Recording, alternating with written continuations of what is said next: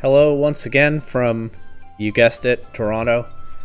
I'm a little sleepy, and I think Spooky might be planning to send me some thoughts about this set that I don't have available to me yet, but I just have a short little window here, unexpectedly, where I'm able to record, so let's just go ahead and do it, and if Spooky sends me some more insight later, I'll put that somewhere somehow. But yeah, I think we're just going to get going here. I do have Spooky's pace for the week. It is the Halifax Masquerain men versus the regional Reshirams. Of course, we started the season 0-1 with a hard-fought loss to the Peaceful Porygons last week. So still trying to get into the win column there. And like I said, I have the paste. So it's another Clangorous Soul setup, Throat Spray, kommo-o. This one, Terra Steel with Flash Cannon for coverage. We have dual screens Morgrim with Fake Out and Thunder Wave, so very much playing like a Grimmsnarl there. Although it's Terra, I'm not sure why it's Terra Dark. Maybe Spooky just didn't really intend to ever terrestrialize it. I don't know. Then we have Terra Water Sinistra with Rage Powder and Strength Sap, as well as Matcha Gotcha, and once again the Psych Up, which we saw last week, able to copy kommo-o's boosts. We have Trick Room, Gothorita, more Fake Out support, no Imprison this time. We have Azumarill with both Belly Drum and Perish Song. Terra Grass, only attack is Aqua Jet, but also has the Perish Song option, can be paired with Gothorita for Perish Trapping. And finally, a Terra Water Magmortar with Follow Me, Flamethrower, Scorching Sands, and Protect Life Orb set, but also able to use that redirection to help the kommo-o setup. And with screens Morgrim, a couple of Fake Out users. This team obviously puts a lot into setting up the kommo-o, though setting up the Azumarill is also a viable mode, or even the Sinistra. Although you can't, I guess on this team you can't set up the Sinistra without setting up the kommo-o. Or there's the Azumarill Perish Song stuff. For a few flexible options for Spooky here. Some other notes that Spooky gave me along with the paste, because I didn't have any input even in building the team this week. I didn't really do anything. I'm sure my season debut as a player is coming soon, but Spooky has really been picking up the slack so far. So yeah, a few more notes. Soundproof Terra Steel kommo-o completely walls Primarina, and the Reshirams don't have a whole lot else for this kommo-o set. And then yeah, okay. So that's what it is. The kommo-o is optimized to set up and run wild against this team, but then there are also win cons available with the Azumarill, and the Sinistra can play some tricks if it wants, exactly like I said. As for what the Reshirams have actually brought here, I haven't really taken a close look at it until right now, but it's an interesting team because they have a couple different ways they can go with it speed-wise. It looks like they might even have brought Tail Room with... I'm sure Braviary gets Tailwind. I wouldn't be surprised if Masquerain does too. But then with the Gallade and the Chandelure, you also see Trick Room options, I would think. Jolteon, I guess, can outspeed and try to pick off an Azumarill, although you'd think it's weak to Aqua Jet. So I don't necessarily know what else it's here for into our team, though. It might have, you know, an interesting Terra type that helps it cover for the dual dragons that we have or something like that. Primarina is a strong Pokemon generally, and obviously pretty good to bring into a dual dragon team. Gallade, also just very strong Pokemon, hits very hard. So I'm getting a bit of a good stuff feel from this team, but also a couple of different ways they could play it speed-wise. And of course, they have brought our Mascot against us, so that's kind of fun. It'll be interesting to see if it puts in work. But with that rambling, hopefully I'll find a better format eventually for these replay commentary videos, but you know, I am out of town for a while, back home for Christmas, so it's a little scuffed. I'm just doing what I can here, but nothing to do now except watch these replays and see what happened in this set, right? So, and even though this is my own team, as always, I have not watched the replays before now, although for this one I do read the match discussion in the Discord afterward. I don't shelter my eyes from that when people are talking about what happened, so I actually do know more about this one than usual because they were chatting about it for a while, but I haven't seen the replays. Anyway, Gallade and Chandelure leading, so right away I'm alert to some possible Trick Room play against kommo-o and Morgrim on our side. Look at that shiny Morgrim. That is kind of unsettling, actually. Morgrim going straight for a fake out into the Glade, so I imagine kommo-o is just going to try to set up right away here. But the Glade showing the... Does Glade get inner focus? No. This is not what Steadfast does. Steadfast is the one that boosts speed if it flinches, so it must be Covert Cloak Glade, I think, unless I'm missing something. Yeah, getting through that fake out no problem, and just immediately one-shotting the kommo-o with Psycho Cut, and I would imagine that is very bad for Spooky's game plan, because so many of the game plans for this team are built around the kommo-o. The Morgrim also getting taunted turn 1, not ideal. It won't be able to set screens or Thunderwave now.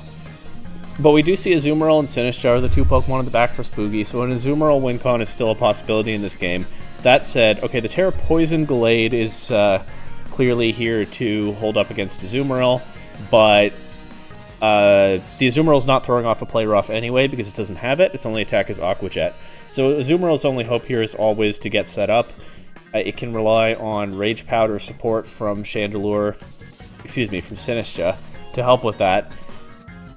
But then it has to try to sweep with Aqua Jet. The fact that the Reshirams have already used their Terra on something that doesn't improve their resistance to Aqua Jet seems to make it plausible that we pull this off, but of course Sinistcha just switched in this turn, so there's no Rage Powder to click, and Glade is able to nearly knock out Azumarill with the Poison Jab. There's not going to be a Belly Drum now.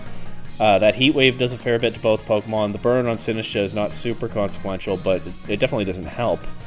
And Azumarill now stuck throwing off the unboosted Aqua Jet, which you can see there doesn't even do that much to Chandelure. And this is just a Glade and Chandelure sweep. Morgrim only has Fake Out to attack with, so...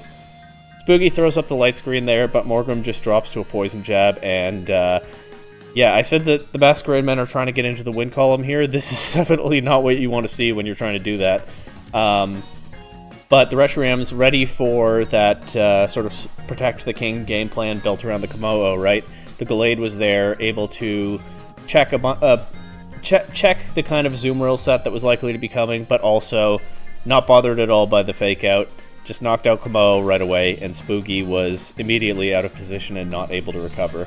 So, kind of got fully boomed there, but now Spooky will go into Game 2 knowing some of the tricks that the other side has available, and we'll see how he adjusts. I'm not sure how that's going to be, but let's jump right to it. We see the Glade leading again, now this time with the Jolteon against kommo-o and Magmortar. Okay, so Magmortar able to click Follow Me, as we see it does here.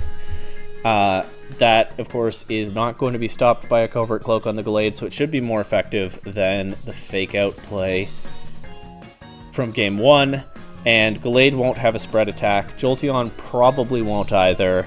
kommo-o should actually be able to set up here. So, like I said, the Reshirams countered the kommo-o setup extremely well in Game 1, but now that they've done that in Game 1, Spooky knows what it is that they have prepared for that, and has a chance to adjust to it here. Magmortar takes a Thunder Wave from the Jolteon, and then is one-shot by Sacred Sword. That Glade continues to be an absolute menace, but kommo-o didn't get hit with any of that, and just sets up nice and easy here. Gets the Throat Spray and everything. Gets a bit of healing from the Sinistcha coming in immediately. Sinistcha can also throw off a Rage Powder right away, but Spooky slowing it down a little bit, protecting the kommo-o, probably scouting what's going to happen. Oh, and copying kommo-o's boosts. Okay, so now both of these Pokemon are boosted. Here we see the Rage Powder, and of course Sinistcha is going to be harder to take down because it's boosted its defenses.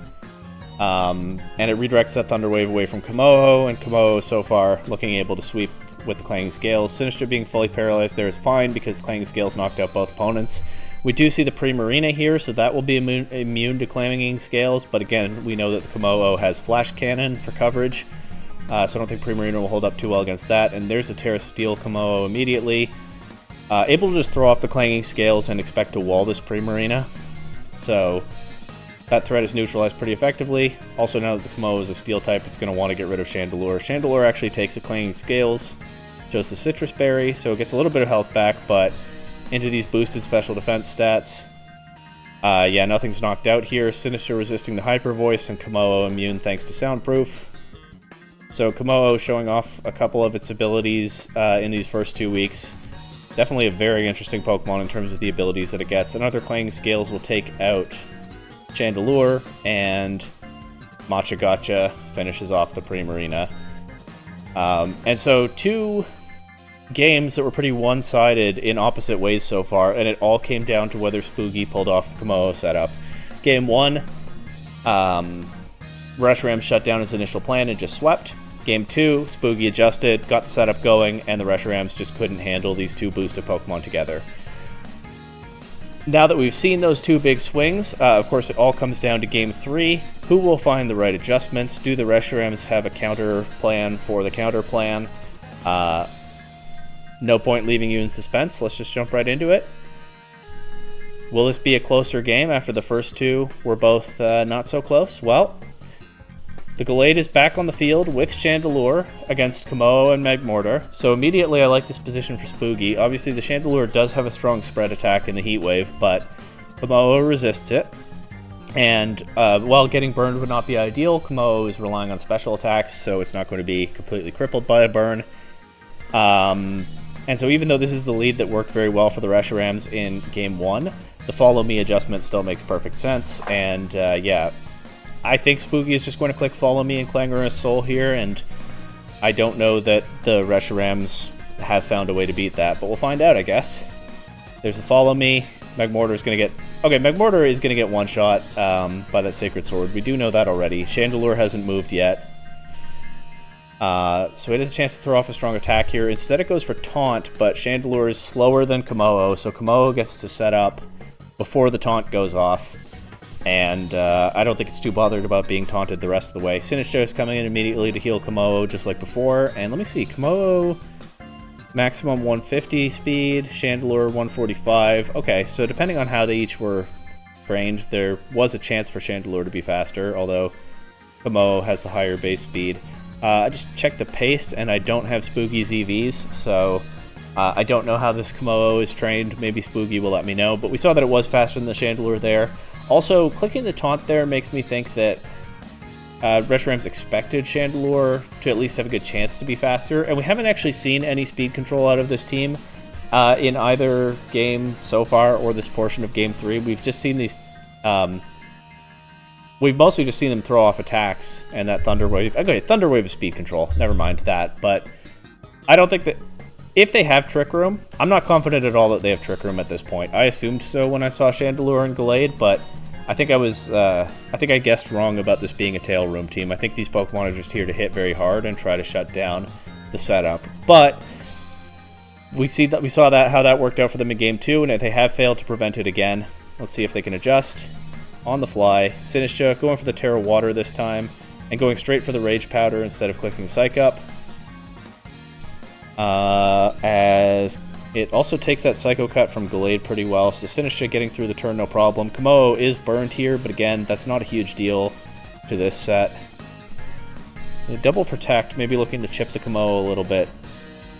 But Sinistcha gets a free Psych Up right there. Both Pokemon are set up. Sinistcha, of course, will heal itself with every Machagacha that it lands. Won't happen this turn because kommo-o knocks out both opponents. And we see Primarina and Masquerain this time. Okay. Our own Mascot used against us. kommo-o just going right for the Flash Cannon. Does about half to Primarina and gets the drop. So Machagacha should finish Primarina off if it connects. And it does. And it crits Masquerain. Or still not very much damage, but look at that healing that Sinistcha gets from that. Masquerain is burned. That doesn't mean much, but does probably put it on a timer. Icy Wind actually doing a fair bit to kommo-o there, but it doesn't matter. Masquerain is not taking the Clanging Scales at this point. And so... should have brought Primarina turn 1.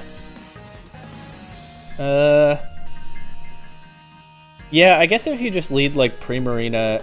I guess if you're the Reshirams and you just lead like Primarina Chandelure here, then you put kommo-o in a bit of an awkward spot because it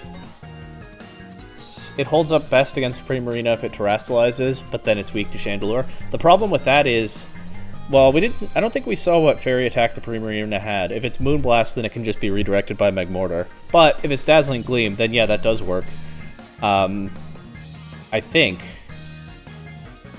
you can reasonably guess that Spooky is going back to the kommo-o Magmortar lead, so if you lead Primarina Chandelure, you should have that offensive pressure into kommo-o, I would think, depending on the Primarina set. And so that might be a way to deny the setup that isn't stopped by the follow me. But as it is, Boogie pulled off. Okay, forgot the kommo-o outspeeds Chandelure. Alright. Yeah, I don't know anything about the EVs that anyone had there, but yeah. What was I saying?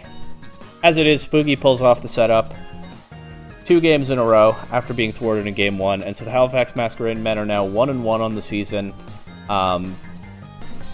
Solidly in the middle of the standings, I'm sure, once this week is shaken out, as most teams will be after only 2 weeks. I don't know which of us is going to be playing next week. I am still away from home for the next week, so we'll see. But I'm looking forward to picking up this team when I get the chance, whether that's next week or soon after. But either way, Spoogie is taking very good care of it in the meantime, and the Halifax Masquerain men do close out this week, week 2, with their first win of the season. The kommo-o, the Sinistra, and the Megmortar all putting in a ton of work this week. And I'll see you in probably a few days or so for the rest of week 2.